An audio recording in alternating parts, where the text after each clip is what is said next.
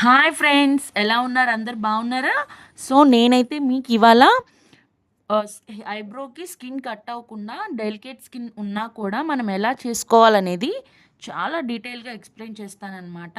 So వీడియోని ఫుల్గా చూడాలనుకుంటే మన ఛానల్ కింద ఫుల్ లెంత్ వీడియో ఉంది. సో మీరు ఓపెన్ చేసి చూడండి. ఓకే, మీకు ఈ చిన్న షార్ట్లో నేను అసలు ఐబ్రో థ్రెడ్ని ఫోల్డింగ్ ఎలా తీసుకోవాలి అనేది ట్యూటోరియల్స్, అంటే కొత్తగా నేర్చుకునే వాళ్ళకి యూజ్ అవుతుందన్నమాట. ఓకేనా?